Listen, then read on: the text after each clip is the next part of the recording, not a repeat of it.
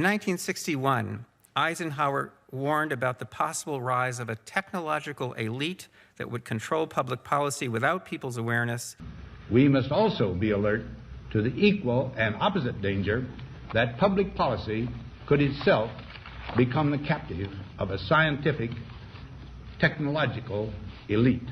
That elite now exists, and you must determine where we go from here. We've shown in our experiments that just by manipulating search suggestions, those phrases that are flashed at you when you're typing in a search term, we can turn a 50-50 split among undecided voters into a 90-10 split with no one having the slightest idea that they have been manipulated. We have reason to believe... Can you put some specificity on that? I don't know if that example can be fleshed out, but... Well, yes, in fact, we did that using the names of presidential candidates, and we flashed search suggestions as people were typing letters, and we deliberately withheld negative search suggestions from some of our participants, and with other participants, now and then we allowed a negative to show up on the list. Well, when you show a negative on the list, and right now, if you look up Donald Trump you will find one negative. When you put a negative on the list, that draws 10 to 15 times as many clicks as neutral or positive terms. So if your algorithm suppresses negative search terms, search suggestions, I should say, for one candidate, as we know Google did for Hillary Clinton, my candidate, in 2016, but you allow negatives to appear now and then for the opposing candidate, those negative search suggestions draw a tremendous amount of traffic to websites that show that candidate in a negative light.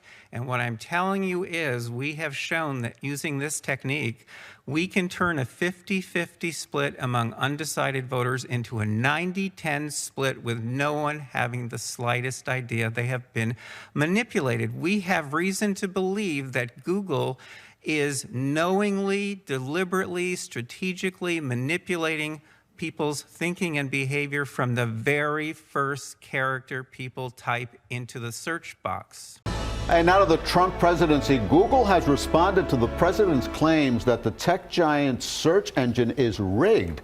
The company issued a statement saying, quote, "Search is not used to set a political agenda, and we do not bias our results toward any political ideology." First of all, as I understand your background, you're not a Republican, and nor are you a conservative. Is that accurate? That would be an understatement. And indeed, you're the former editor-in-chief of Psychology Today. Correct. So you're a respected academic. You testified before this committee that Google's manipulation of votes gave at least 2.6 million additional votes to Hillary Clinton in the year 2016. Is that correct? That's correct. 2.6 million is a rock bottom minimum. The range is between 2.6 and 10.4 million, depending on how aggressively they used the techniques that I've been studying now for 6.5 years. And I want to make sure I understand. You personally supported and voted for Hillary Clinton. I was a very strong public supporter of Hillary Clinton, yes. So you're not dismayed that people voted for her, but your testimony is that Google is, through bias in search results, manipulating voters in a way they're not aware of. On a massive scale. And what I'm saying is that I believe in democracy, I believe in the free and fair election, more than I have any kind of allegiance to a candidate or a party. And looking forward, if I understood your testimony correctly, you said in subsequent elections, Google and Facebook and Twitter and big text manipulation could manipulate as many as 15 million votes in a subsequent election? In 2020, if all these companies are supporting the same candidate, there are 15 million votes on the line that can be shifted without people's knowledge and without leaving a paper trail for authorities to trace. Now, you described the Go Vote reminder, and you said it wasn't a public service announcement, but rather manipulation. Can you explain how? I'm not sure everyone followed the details of that. Well, sure. If on Election Day in 2016, if Mark Zuckerberg, for example, had chosen to send out a Go Vote reminder, say just to Democrats, and no one would have known if he had done this, that would have given that day an additional at least 450,000 votes to Democrats. And we know this without doubt because of Facebook's own published data, because they did an experiment that they didn't tell anyone about during the 2010 election. They published it in 2012. It had 60 million Facebook users involved. They sent out a Go Vote reminder, and they got something like 360,000 more people to get off their sofas and go vote who otherwise would have stayed home. The point is, I don't think that Mr. Zuckerberg sent out that reminder in 2016. I think he was overconfident. I think Google was overconfident. All these companies were. I don't think he sent that out. Without monitoring systems in place, we'll never know what these companies are doing.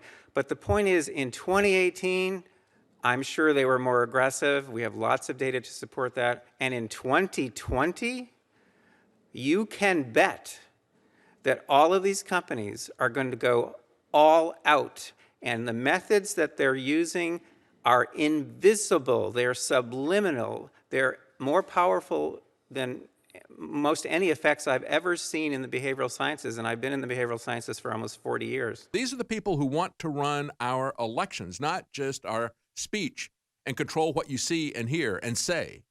They want to control the elections as well. Everything they do is to social engineer, and then they lie to Congress about it when we have all their internal emails, their documents, their own employees going public, undercover videos. I mean, it's a joke. Everything that they claim Trump or Trump supporters are doing, rigging elections, that was the Democrats. Colluding with Russia, that was the Democrats. They control these, and no one can counteract them. These are not competitive. These are tools that they have at their disposal exclusively. You know, our Democratic colleagues on this committee often talk about what they view as the pernicious effect of big money and big corporate dollars. What you are testifying to is that a handful of Silicon Valley billionaires and giant corporations are able to spend millions of dollars, if not billions of dollars collectively, massively influencing the results of elections. And there's no accountability. You said, we don't know.